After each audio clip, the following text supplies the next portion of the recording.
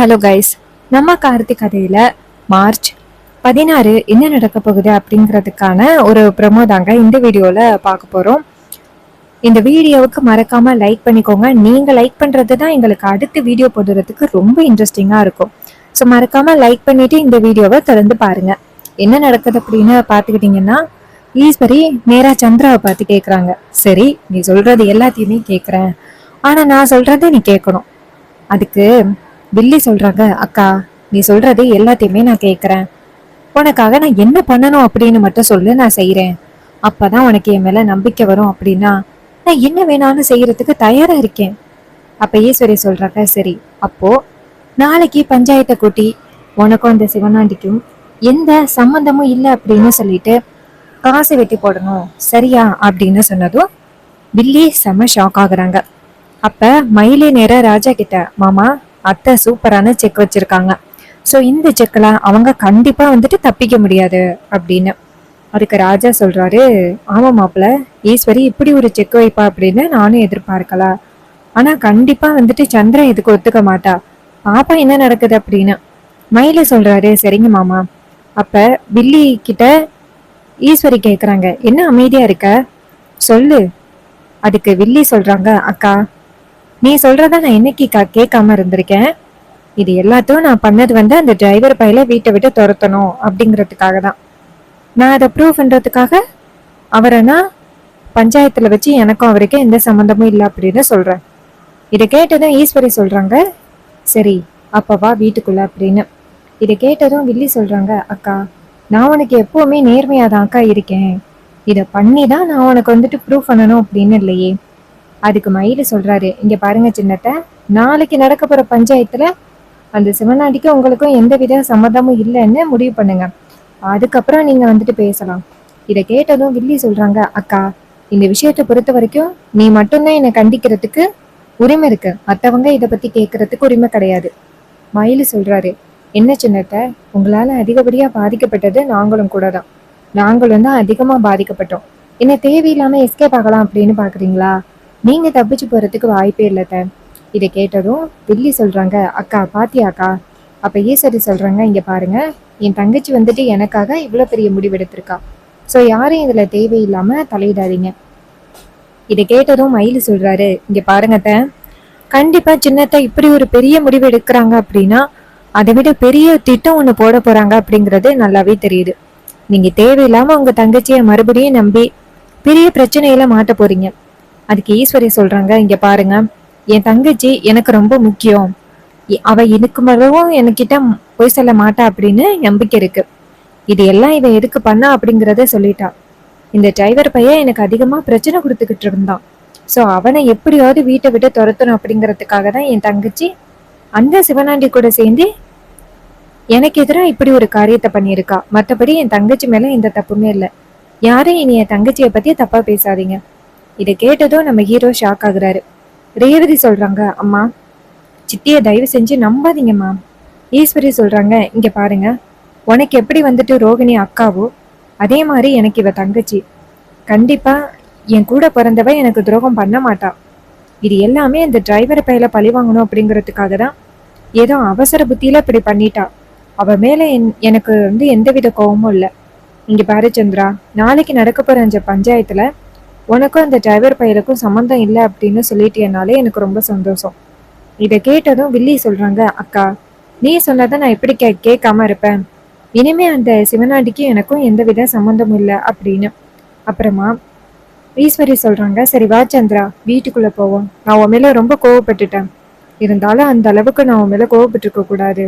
அதுக்கு வில்லி சொல்றாங்க, அக்கா நான் எப்பவுமே உன் மேல கோவப்பட மாட்டேக்கா, நீ சரியான முடிவு தான் எடுத்திருக்க, என்ன நீ என்ன தப்பா புரிஞ்சுக்கிட்ட அவ்வளவுதானக்கா அப்படின்னு சொல்லிட்டு வீட்டுக்குள்ள போறாங்க. வில்லி வந்துட்டு ஹீரோவை பார்த்து நக்கலா சிரிச்சுக்கிட்டு அந்த இடத்துல இருந்து போறாங்க. அவங்க போனதும் மயில சொல்றாரு, பாத்தியா சகல, எப்படி நேக்கா அத்தை வீட்டுக்குள்ள வந்துட்டாங்க அப்படின்னு. சின்ன அத்தை மறுபடியும் வீட்டுக்குள்ள வந்திருக்காங்க அப்படின்னா கண்டிப்பா நம்ம எல்லாரையுமே ஏதோ ஒரு வகையில பழி வாங்குறதுக்காக தான் வந்திருக்காங்க, ஸோ இந்த வாட்டி நம்ம கொஞ்சம் அலர்ட்டா இருக்கணும். அப்ப ஹீரோ சொல்றாரு, ஆமா நல்லாவே புரியுது அவங்க எதுக்காக வந்திருப்பாங்க அப்படிங்கிறது நல்லாவே தெரியுது, நம்ம கொஞ்சம் உஷாரா தான் இருக்கணும். ஸோ அத்தையை வந்து நம்ம தான் பாதுகாப்பா பார்த்துக்கணும், இதனால அத்தைக்கு பிரச்சனைகள் வர்றதுக்கு வாய்ப்பு இருக்கு, இதை கேட்டதும் மயிலு சொல்றாரு, ஆமா சகல அப்படின்ட்டு. ரேவதி சொல்றாங்க, அம்மா நேரடியாவே பார்த்தாங்க, சித்தி துரோகம் பண்ணாத, அப்படி இருந்தும் அம்மாவால எப்படி வந்துட்டு அவங்க மேல உள்ள கோவத்தை குறைக்க முடியுது அப்படின்னு எனக்கு தெரியல. அப்ப ஹீரோ சொல்றாரு, இங்க பாரு ரேவதி, அவங்க அந்த அளவுக்கு அவங்க தங்கச்சி மேல பாசமா இருக்காங்க. தான் தங்கச்சி மேல வச்ச பாசம் தான் அவங்களுக்கு வந்துட்டு இப்படி ஒரு கண்ணை மறைக்குது. ஸோ நீ கவலைப்படாத, கண்டிப்பா வந்துட்டு அவங்களோட இந்த நடிப்பு ரொம்ப நாள் நீடிக்காது. கண்டிப்பா அத்தைக்கே தெரிய வரும். அன்னைக்கு அத்தை கண்டிப்பா அவங்கள உண்மையாவே வெறுத்து வீட்டை விட்டு அனுப்பிடுவாங்க. ஸோ அது வரைக்கும் நம்ம பொறுமையா தான் இருக்கணும். இதுல நமக்கு சாதகமான ஒரு விஷயம் நடக்குது. நாளைக்கு பஞ்சாயத்துல அவங்களுக்கும் இந்த சிவனாண்டிக்கும் எந்தவித தொடர்பும் இல்லை அப்படின்னு காசு வெட்டி போட போறாங்க. ஸோ அது நமக்கு ஒரு சாதகம் தானே. இதை கேட்டதும் ராஜா சொல்றாரு, ஆமா மாப்பிள்ள, நாளைக்கு இது நடந்துச்சு அப்படின்னா கண்டிப்பா ரொம்ப சந்தோஷம்தான். வேற யாராவது அந்த சிவனாண்டியும் சந்திராவும் ஊருக்குள்ள ஒன்னா நிக்கிறத பார்த்தாலும் கண்டிப்பா அவங்க கேட்பாங்கல்ல. ஈஸ்வரி கிட்டையும் ஃபோன் பண்ணி சொல்றதுக்கு நிறைய வாய்ப்பு இருக்கு. ஸோ இதனால நமக்கு எந்தவித பிரச்சனையும் இல்லை அப்படின்னு சொல்லிட்டு ரொம்ப ஹாப்பியா பேசிக்கிட்டு இருக்காங்க. இன்னொரு பக்கம் வில்லி நேரா ரூமுக்கு போனதோட பயங்கரமான குழப்பமா இருக்கு. அக்கா இப்படி ஒரு விஷயத்த சொல்லிட்டா, நம்மளும் சரி அப்படின்னு சொல்லிட்டோம். நம்ம எடுத்த முடிவு ரொம்ப தப்பு. அவர் அப்பவே சொன்னாரு போக வேணாம் அப்படின்னு. ஆனா எனக்கு இந்த டிரைவர் பையலையும் அக்காவையும் பழி வாங்கணும் அப்படிங்கிறது தான் முதல் குறிக்கோளா இருந்துச்சு. இப்ப மட்டும் நான் இதுக்கு ஒத்துக்கிடாம இருந்திருந்தா அக்கா மறுபடியும் என் மேல சந்தேகப்பட்டிருப்பா. அப்புறம் என்னால இந்த வீட்டுக்குள்ள வந்திருக்க முடியாது. ஸோ இப்போதைக்கு இந்த ஊருக்காக மட்டும் நாங்க 2 பேரும் பிரிய போறோம் அப்படின்ட்டு வில்லி மனசுக்குள்ள நினைச்சுக்கிட்டு இருக்காங்க. என்னை மன்னிச்சிருங்க, நான் இப்படி ஒரு முடிவெடுத்தது ரொம்ப தப்புதான். ஆனா எப்படியாவது வந்துட்டு இந்த குடும்பத்தை பழிவாங்கணும் அப்படிங்கிற ஒரு நோக்கத்துக்காக தான் நான் இப்படி பண்றேன் அப்படின்னு வில்லி மனசுக்குள்ள யோசிக்கிறாங்க. அவங்க புருஷன்கிட்ட இந்த விஷயத்தை பத்தி சொல்லிடலாம் அப்படின்னு நேரா சிவனாண்டிக்கு ஃபோன் பண்றாங்க. அவர் ஃபோனை பார்த்துட்டு, சந்திரா ஃபோன் பண்ணியிருக்கா, அவ வேற அங்க போகணும் அப்படின்னு சொன்னா, ஏதாவது பிரச்சனையா இருக்குமோ அப்படின்னு அட்டன் பண்ணி, ஹலோ சந்திரா சொல்லு அப்படின்னு. சந்திரா சொல்றாங்க, என்னங்க உங்களை கேட்காம நான் இங்க ஒரு முடிவு எடுத்துட்டேன், என்னை மன்னிச்சிருங்க. அப்ப வில்லன் கேக்குறாரு, என்ன சொல்ற? வில்லி சொல்றாங்க, ஆமாங்க, நான் அக்கா காரிக்கிட்ட மன்னிப்பு கேட்டேன். அந்த டிரைவர் பயலுக்காக தான் நான் இப்படி ஒரு காரியத்தை பண்ணேன் அப்படின்னு சொன்னேன். அக்கா நம்பவே இல்லை. அப்ப நான் ஒரு விஷயத்த பண்ண. இதனால அக்கா என்ன சொல்லிட்டான்னா, சரி நீ சொல்றத நம்புறேன், ஆனா நான் சொல்றத நீ கேட்கணும் அப்படின்னு சொன்னான். நானும் அவ ரொம்ப பெரிய விஷயம் சொல்ல மாட்டா, சாதாரண விஷயம்தான் சொல்லுவா அப்படின்னு நினைச்சுக்கிட்டு நானும் சரின்னு சொல்லிட்டேன். அவ என்ன தெரியுமா சொன்னா, உங்களை விட்டு நான் பிரியணும், நாளைக்கு பஞ்சாயத்தை கூட்டி உங்களுக்கு எனக்கும் எந்த சம்மந்தமும் இல்லை அப்படின்னு காசு வெட்டி போடணும் அப்படின்னு சொல்லிட்டா. நானு வேற வழியே இல்லாம சரி அப்படின்னு சொல்லிட்டேன். இதை கேட்டதும் சிவனாண்டி ரொம்ப அதிர்ச்சி ஆகுறாரு. என்ன சந்திரா இப்படி சொல்ற? உன்னை விட்டு நான் கண்டிப்பா பிரியவே மாட்டேன். அதுக்கு வில்லி சொல்றாங்க, இங்க பாருங்க, இந்த விஷயத்த பத்தி பேசுறதுக்காக தான் நான் உங்களுக்கு கால் பண்ணேன். எப்படியும் அக்காக்காரி நம்ப மாட்டா. ஸோ மறுபடியும் நான் வீட்டுக்குள்ள இந்த வீட்டுல உள்ளவங்க எல்லாரையும் பழி வாங்கணும் அப்படின்னா எனக்கு இந்த வாய்ப்பு கண்டிப்பா வேணுங்க. நீங்க பாருங்க, ஊருக்காக மட்டும்தான் நம்ம 2 பேருமே பிரிஞ்சிருக்கோம் அப்படின்னு நாடகம் ஆட போறோம். மற்றபடி என் மனசுல நீங்களும் உங்க மனசுல நானும் எப்பவும் இருப்போம். எப்பவுமே நீங்க என் புருஷன், நான் உன் பொண்டாட்டி, அதுல எந்த வித மாற்றமும் இல்லை. அதனால நீங்க கவலைப்படாதீங்க. இது எல்லாம் எதுக்காக தெரியுமா நம்ம செய்யறோம்? அந்த டிரைவர் பையலையும் அக்காவையும் பழி வாங்கி உங்களை இந்த ஊருக்குள்ள தலைவராக்கணும். அதுக்காக மட்டும்தான் நான் இவ்வளவும் போராடிக்கிட்டு இருக்கேன். அதனால தயவு செஞ்சு நாளைக்கு இந்த பஞ்சாயத்துல மட்டும் நீங்களும் சரின்னு சொல்லுங்க. வில்லன் சொல்றாரு, என்ன சந்திரா இப்படி சொல்ற? உன்னை விட்டு என்னால பிரிஞ்சு இருக்க முடியாது சந்திரா. அப்ப சந்திரா சொல்றாங்க, என்னங்க உங்களை நான் பார்க்காம இருக்க போறேன் அப்படின்னு சொல்றேன்னா, கண்டிப்பா உங்களை பார்ப்பேன். அக்காவை பழி வாங்கணும் அப்படிங்கறதுக்காக தானே இப்படி ஒரு முடிவு. எனக்கும் இந்த முடிவுல ரொம்ப கஷ்டமா தான் இருக்கு. ஆனா நீங்க சரின்னு சொல்லிதான் ஆகணும். இதை கேட்டதும் வில்லன் சொல்றாரு, சரி சந்திரா, இந்த அளவுக்கு பிடிவாதம் பண்ணி கேக்குற அப்படின்னா நான் சரின்னு சொல்றேன். சந்திராவும் சரிங்க அப்படின்னு சொல்லிட்டு போனை கட் பண்ணிட்டு கண் கலங்குறாங்க. அப்ப வில்லன் ஒரு பக்கம் கண் கலங்குறத பார்த்துட்டு முத்து கேக்குறாரு, அவனே என்னடா இது கண் கலங்குற? நீ இப்படி கண் கலங்கி பார்த்ததே இல்லையே. அப்ப முத்து சொல்றாரு, சித்தப்பா என்னை கேட்காம சந்திரா ரொம்ப பெரிய முடிவெடுத்துட்டா. இதை கேட்டதும் அவரு சொல்றாரு, என்னடா மோனே சொல்ற, என்னாச்சு? அதுக்கு வில்லன் சொல்றாரு, சித்தப்பா சந்திரா மறுபடியும் அந்த வீட்டுக்குள்ள போறதுக்காக ஈஸ்வரி கிட்ட எப்படி எப்படியோ போராடி இருக்கா. அப்ப ஈஸ்வரி சந்திராவுக்கு ஒரு செக் வச்சிருக்கா. என்னன்னா, நீ சிவனாண்டிய புருஷனை ஏத்துக்க கூடாது, பஞ்சாயத்துல காசு வெட்டி போடணும் அப்படின்னு சொல்லிட்டா. சந்திராவும் வேற வழியே இல்லாம சரின்னு சொல்லிட்டா. இதை கேட்டுதான் அவரு ரொம்ப அதிர்ச்சி ஆகுறாரு. என்னடா அவனை எப்படி சொல்ற? கண்டிப்பா மருமவ ரொம்ப வருத்தப்பட்டிருப்பாளே. அதுக்கு சிவனாண்டி சொல்றாரு, ஆமா சித்தப்பா, இப்ப ஃபீல் பண்ணா ரொம்ப. ஆனா என்ன பண்றது, அவளுக்கு என்னை இந்த ஊருக்குள்ள தலைவன் ஆக்கி பாக்கணும் அப்படின்னு ரொம்ப ஆசை. அதுக்காக தான் அவ இந்த அளவுக்கு ரிஸ்க் எடுத்துக்கிட்டு இருக்கா. நானும் சரின்னு சொல்லிட்டேன். எனக்கு அவளை நினைச்சு பார்த்தா ரொம்பவே கவலையா இருக்கு. அதுக்கு அவர் சொல்றாரு, மவனே நீ கவலைப்படாதடா, எல்லாம் நல்லதாவே நடக்கும். மருமக உனக்காக தானே இப்படி ஒரு முடிவு எடுக்கிறா. சோ அவ கூட நம்ம சேர்ந்து நிக்கணும். அவ சொல்றது செய்ய. இதை கேட்டதும் சிவனாண்டியும் சரி சித்தப்பா, ஆனா எனக்கு ரொம்ப கஷ்டமா இருக்கு அப்படின்ட்டு. அதுக்கப்புறம் மறுநாள் காலை பொழுது விடியுது, ஊர் பஞ்சாயத்து கூடுது. அப்ப ஈஸ்வரி சந்திரா எல்லாருமே அந்த பஞ்சாயத்துக்கு போறாங்க. அப்ப ஈஸ்வரி பஞ்சாயத்து தலைவர்களை பார்த்து, இங்க பாருங்க, உங்களை ஒரு முக்கியமான விஷயத்துக்காக தான் கூப்பிட்டேன். ஊர் தலைவர் கேக்குறாங்க, சொல்லுங்கம்மா. ஈஸ்வரி சொல்றாங்க, உங்களுக்கே தெரியும், என் தங்கச்சி அந்த சிவனாண்டி கூட சேர்ந்து வாழ்றது இல்ல அப்படின்னு தெரியும். சோ சேர்ந்து வாழாம எதுக்கு அவன் கட்டின தாலி இவளோட கழுத்துல கிடக்கணும். அதனாலதான் ரெண்டு பேருக்கும் எந்தவித சம்பந்தமும் இல்லை அப்படின்னு காசு வெட்டி போடலாம் அப்படின்னு நாங்க வந்திருக்கோம். இதுல சந்திராவுக்கு முழு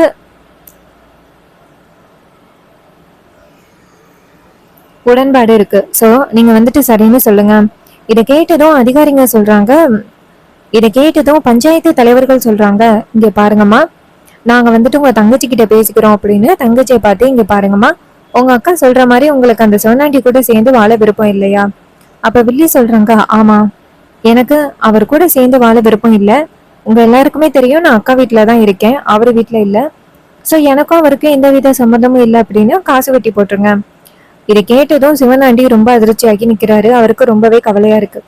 அப்ப ஈஸ்வரி நேரா சிவனாண்டிய பார்த்து, என்னடா என் தங்கச்சியை எனக்கு எதிராக பயன்படுத்தி என் தங்கச்சியை என்கிட்டேந்து பிரிக்கலாம் அப்படின்னு நினைச்சேல்ல, கண்டிப்பா உன்னால என் தங்கச்சியை என்கிட்டேந்து பிரிக்க முடியாதுடா அப்படின்னு. அப்ப சிவனாண்டி அமைதியா நிக்கிறாரு. பஞ்சாயத்து தலைவர் சிவனாண்டிய பார்த்து, நீ என்ன சொல்ற? சிவனாண்டி சொல்றாரு, இங்க பாருங்க, எனக்கும் அவ கூட சேர்ந்து வாழ விருப்பம் இல்லை அப்படின்னு தான் நான் ஒதுங்கி இருக்கேன். சோ ஊர் மக்கள் என்ன முடிவெடுக்கிறீங்களோ அதுக்கு நான் சரின்னு சொல்றேன். இதை கேட்டதும் ஊர் மக்கள் நேரா சந்திராவை பார்த்து, இங்க பாருங்கம்மா, அப்போ உங்க முடிவுப்படி நாங்க காசு வெட்டி போடுறோம் அப்படின்ட்டு எல்லாரும் கோவிலுக்கு போறாங்க. அங்க போயிட்டு அங்க காசு எடுத்து வச்சு வெட்டுறாங்க. இதை பார்த்ததும் சந்திராவுக்கு ரொம்பவே கவலையா இருக்கு. அப்ப ரேவதி இது எல்லாத்தையுமே பாக்குறாங்க. பார்த்துட்டு அந்த வில்லி இருக்காங்கல்ல, அவங்க வந்துட்டு இவங்களையும் ஹீரோவையும் பிரிச்சாங்கல்ல, அதை யோசிச்சு பாக்குறாங்க நம்ம ஹீரோயின். இதே மாதிரிதானே என்னையும் புருஷனையும் பிரிக்கிறதுக்காக நீங்க இப்படி ஒரு சதித்திட்டம் போட்டு என்னையும் புருஷனையும் பிரிச்சு வைக்கிறதுக்கு முயற்சி பண்ணீங்க. இப்போ அதே மாதிரி உங்களுக்கு நடக்குது. இதனாலதான் வந்துட்டு இந்த பழமொழியெல்லாம் உண்மைன்னு சொல்லுவாங்க போல அப்படின்னு ஹீரோயின் வில்லிய பார்த்து நக்கலா சிரிக்கிறாங்க. அப்ப வில்லிய நினைக்கிறாங்க, என் புருஷன்கிட்டேந்து என்னை பிரிக்கிறதுக்காக இப்படி ஒரு சதித்திட்டம் போட்டிருக்கீங்கல்ல எல்லாரும் சேர்ந்து, நான் கண்டிப்பா இந்த குடும்பத்தை சும்மா விட மாட்டேன். என் அக்கா ஊர் பஞ்சாயத்தை கூட்டி என் புருஷனை என்கிட்ட இருந்து பிரிச்சிருக்கீங்கல்ல, கண்டிப்பா உங்க யாரையுமே சும்மா விட மாட்டேங்க அப்படின்னு வில்லி வந்துட்டு மனசுல யோசிக்கிறாங்க. ஈஸ்வரிய நேரா வில்லிய பார்த்து, என் சந்திரா எனக்காக இப்படி ஒரு முடிவெடுத்திருக்கா. இந்த மாதிரி ஒரு தங்கச்சி கிடைச்சதுக்கு நான் ரொம்ப கொடுத்து வச்சிருக்கணும். எல்லாரும் சொன்னீங்களே என் தங்கச்சி வந்துட்டு எனக்கு துரோகம் பண்றா அப்படின்னு, இப்பயாவது உங்க எல்லாருக்குமே தெரிஞ்சிருக்கும் என் தங்கச்சி எனக்காக எவ்வளவு பெரிய தியாகம் பண்ணிருக்கா அப்படிங்கிறத எல்லாத்தையுமே நீங்க பாத்திருப்பீங்க அப்படின்னு. இதை கேட்டதும் நம்ம மயிலு சொல்றாரு, இங்க பாருங்க பெரியத்த, சின்னத்தை இப்படி பண்ணதுல எனக்கு கொஞ்சம் கூட உடன்பாடு இல்லை. அவங்க கண்டிப்பா ஏதோ ஒரு காரணத்தை வச்சுக்கிட்டு தான் இப்படி எல்லாம் பண்றாங்க. பட் உங்களுக்கு அது புரிய மாட்டேங்குது. கண்டிப்பா ஒரு நாள் உங்களுக்கு புரியும். அன்னைக்கு நீங்க மறுபடியும் ஏமாற போறீங்க. அதுக்கு ஈஸ்வரி சொல்றாங்க, இங்க பாருங்க, உங்க எல்லாருக்கும் என் தங்கச்சி மேல நம்பிக்கை இல்லாம இருக்கலாம். ஆனா அவ என்னைக்கு எனக்காக இப்படி ஒரு முடிவு எடுத்தாலோ அப்பயே என் தங்கச்சி மேல எனக்கு முழு நம்பிக்கை இருக்கு அப்படின்னு ஈஸ்வரி சொல்றாங்க.